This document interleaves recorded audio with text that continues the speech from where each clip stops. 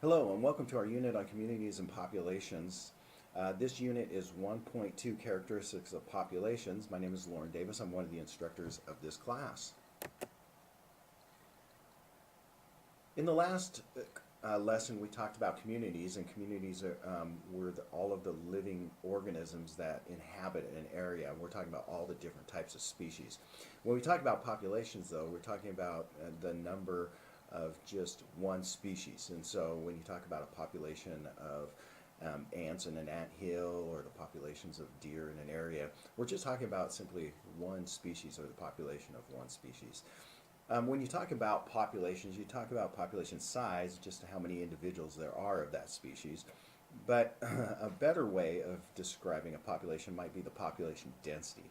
And density is per unit area, so how many snakes are living in an acre of forested land or something like that. It always has an area attached to population density. A high density means there's lots of individuals in a unit area. A low population density means there's not that many. Okay, so it's a good descriptor of population, not only how many are there, but how many are in a given area.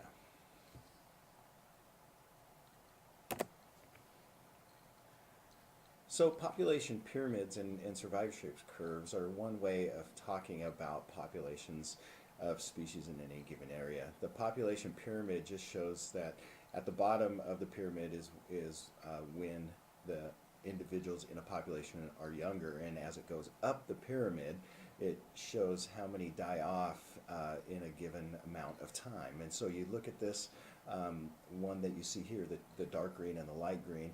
On one side is represented by males, and on the other is by females. And then the number of males and females in a population as they grow older start to die off. And so the steepness and the shape of this curve or this pyramid will show how many are dying at any particular time. And so as it gets up to the point, then as people grow older and older and older, you see that they die off at some point, and the population decreases as the population grows older.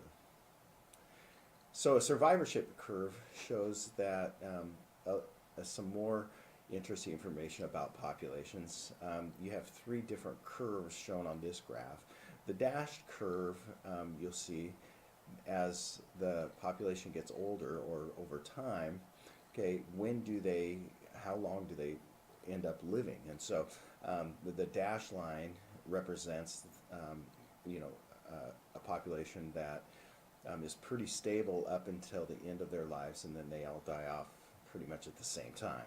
Okay, the straight diagonal line that you see in the middle, you see that there's a pretty much steady die-off of these songbirds in this case over time. So it's a straight line, and then the curved line at the bottom shows that a lot of the frog population dies early over time, and a few last a longer time. So it has a curve shaped like you would see at the bottom of this graph. So those are the three, that's how you explain these survivorship curves.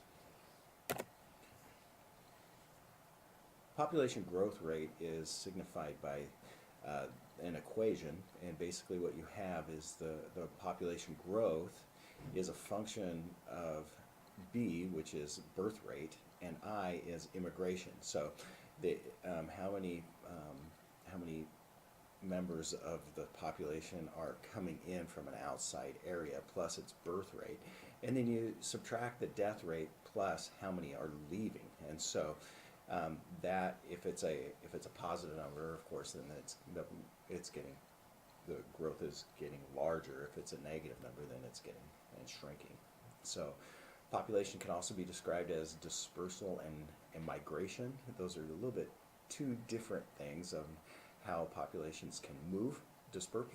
Dispersal just simply means how do young individuals in a population move away from the adult organism.